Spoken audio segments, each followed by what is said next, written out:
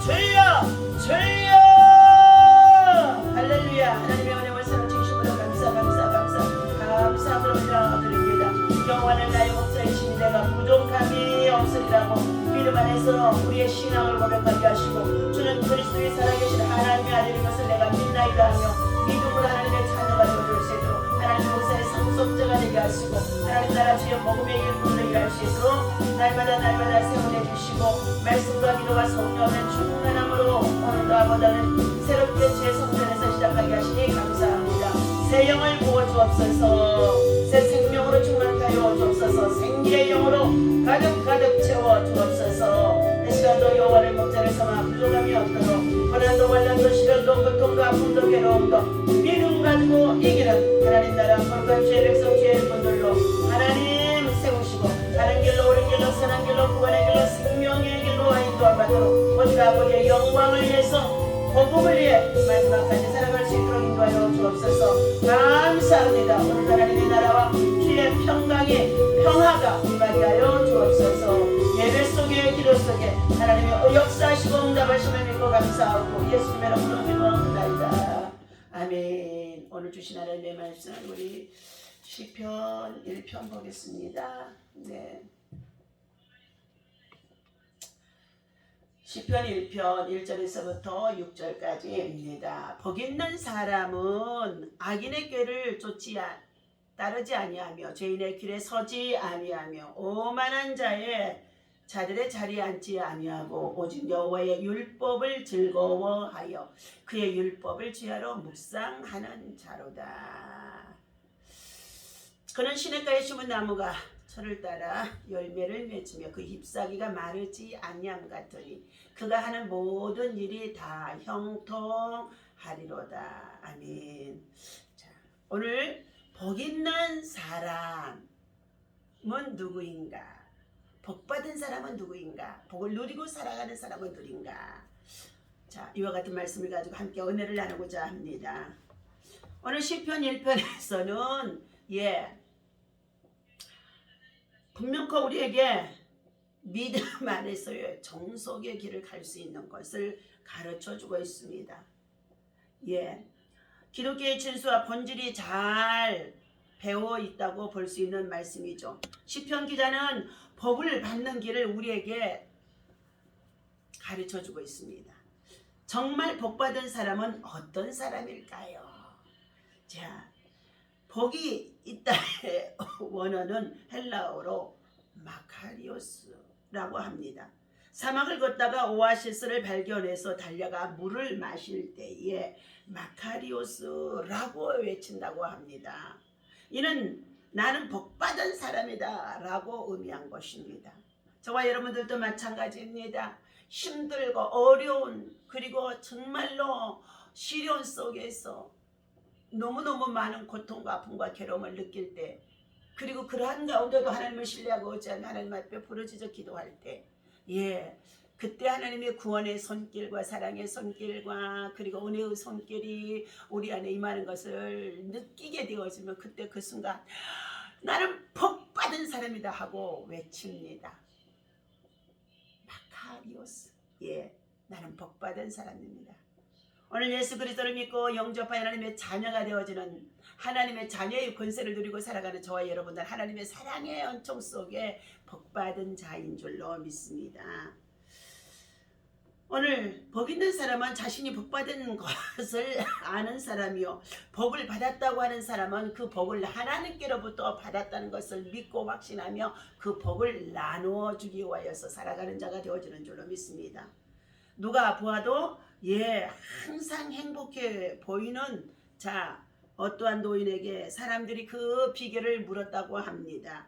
노인이 활짝 웃으며 대답했습니다. 사람은 아침마다 눈을 뜨면 행복과 불행 중 한 가지를 선택하지. 나는 늘 행복을 선택했을 뿐이야. 행복의 비결은 간단합니다. 행복은 쟁취하는 것이 아니라 이미 주신 것을 가지고 감사하며 그 안에서 누린 것입니다 라고 말했다는 것입니다. 오늘 시편의 시인은 복 있는 사람이 시냇가에 심은 나무와 같도다고 노래하고 있습니다. 이스라엘은 사막이고 그리고 사막에는 시냇가가 없다고 합니다. 시냇가의 원어를 보면 오아시스라고도 말합니다. 이 오아시스는 빗물이 아니라 지하수라고 합니다. 사막에는 물이 전혀 없지만 지하 가장 낮은 곳에서 흐르는 물이 역류하여 올라오는 것이 오아시스라고 합니다. 이 오아시스 옆에 심겨진 나무, 참으로 복받은 나무가 아니겠습니까? 우리같이 이렇게 사계절이 뚜렷하고 물을 자유자재로 쓸 수 있고 먹고 마실 수 있는 이곳에서는 오아시스라고 하는 것을 정말로 감사할 수가 없습니다.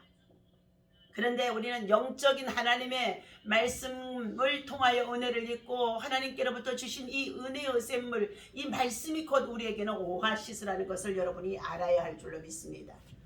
오늘 복 있는 사람은 악인들의 꾀를 따르지 아니하며 죄인들의 길에 서지 아니하며 그랬습니다. 첫 번째, 악을 행하지 않는다라고 말씀해 주고 있습니다.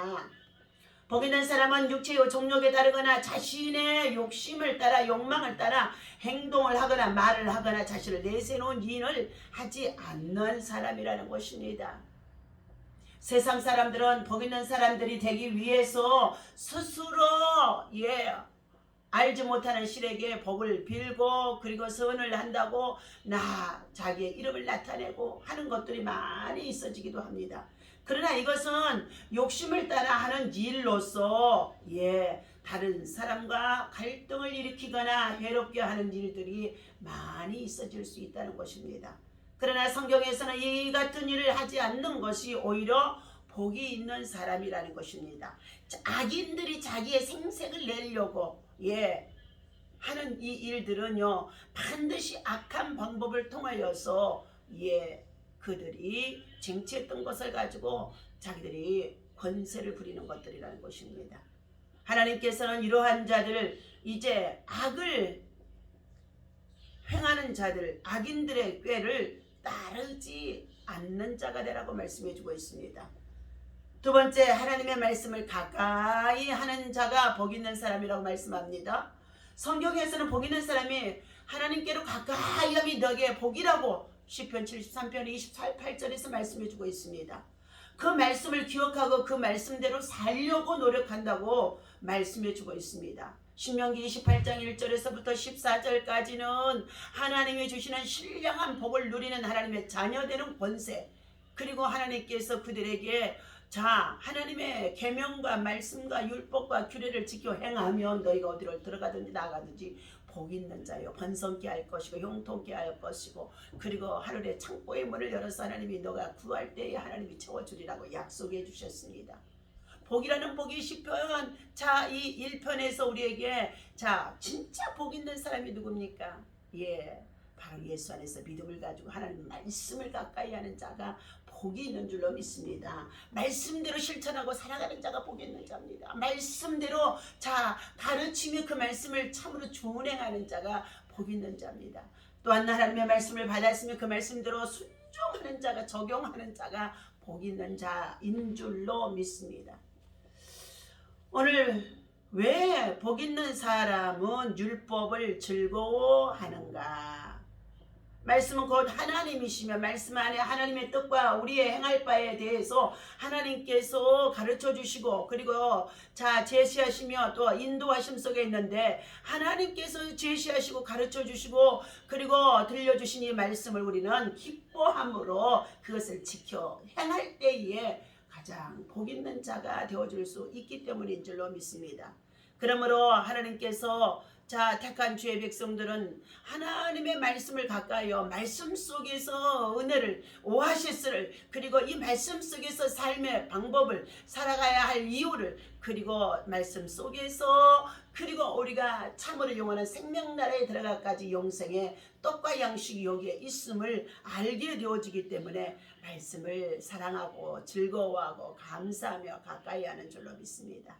세 번째, 그 행사가 다 형통하리라다 말씀하고 있습니다.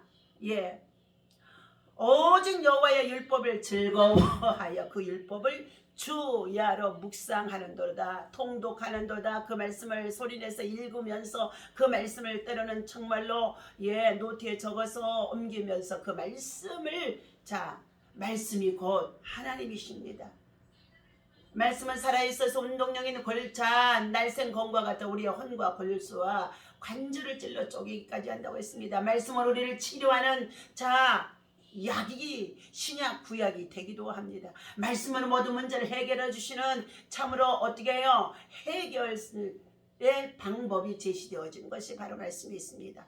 말씀에 성경 66권 속에는 36,500가지의 복이 그 안에 담겨 있다고 합니다. 오늘 하나님께서 이와 같이 악인의 꾀를 따르지 아니하고 죄인들의 길에도 서지 아니하고 오만한 자들의 자리에도 앉지 아니하고 오직 하나님의 말씀 율법을 즐거워하며 그것을 주야로 묵상하며 그것을 지켜 행하는 자에게는 3절입니다. 그는 시냇가에 심은 나무가 저를 따라 열매를 맺으며 그 잎사귀가 마르지 아니한 같으니 그가 하는 모든 일이 다 형통하리로다. 그가 하는 모든 일이 다 형통하리로다. 그 행사가 형통한 자가 되어진다는 것입니다.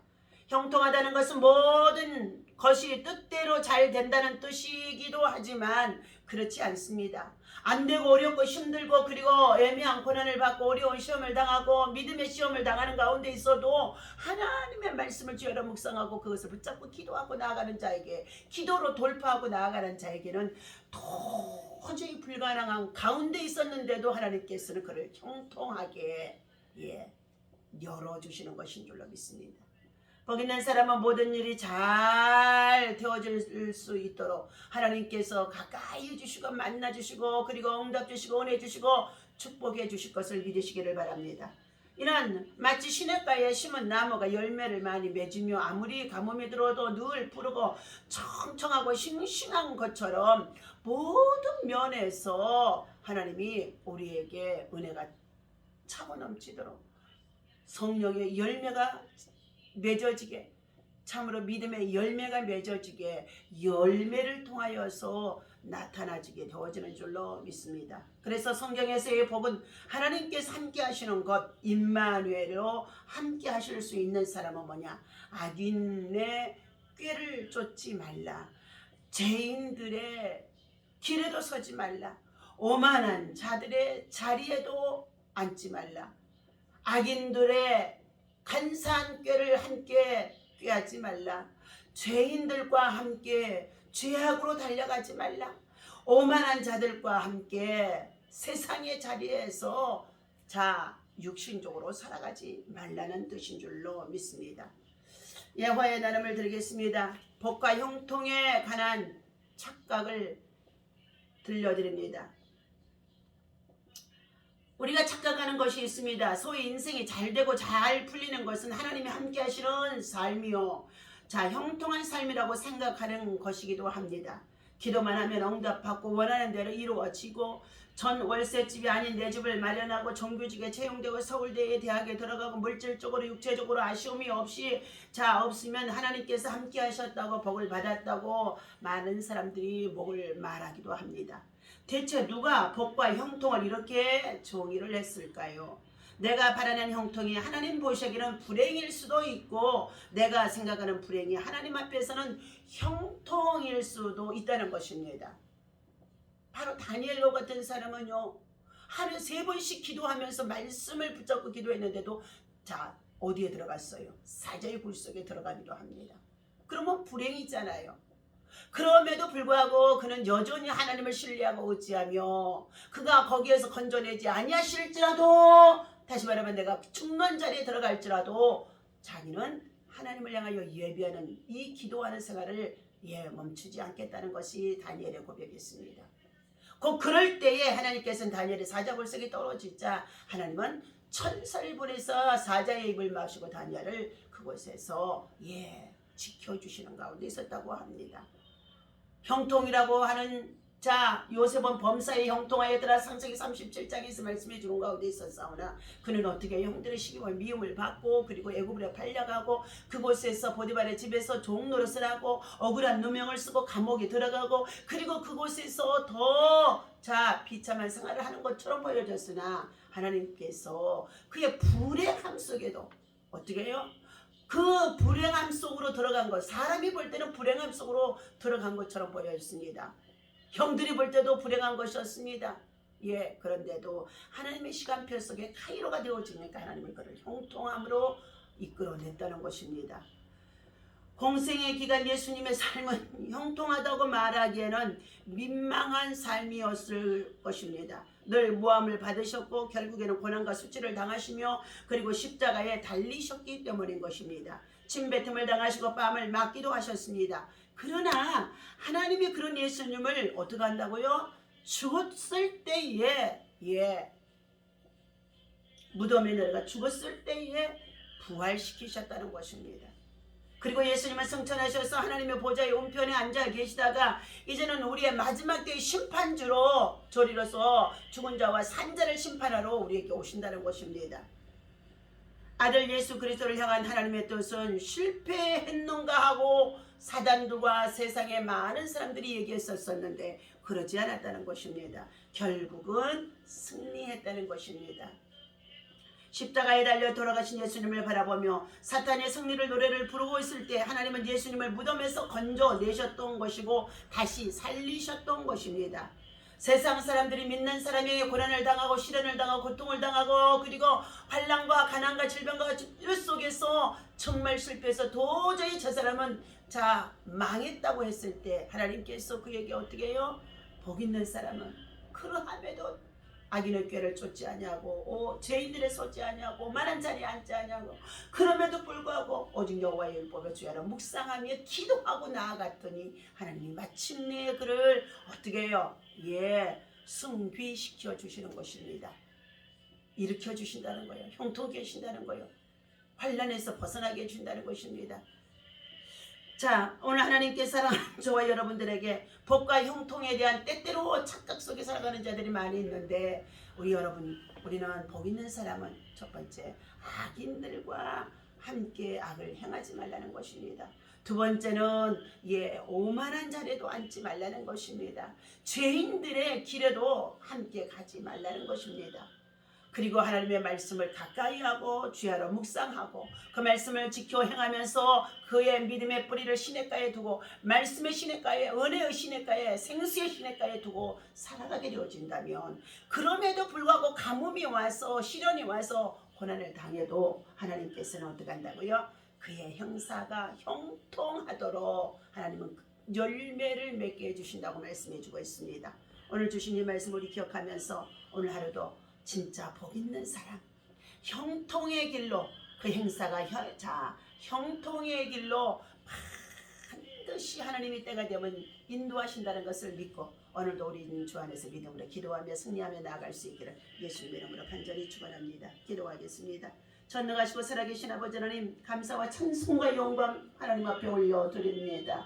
복 있는 사람, 하나님의 자녀되는 권세 주신 것 감사합니다. 복받은 사람, 하나님의 신령한 복을 누리며 구하고 찾고 두드리게 하심을 감사합니다.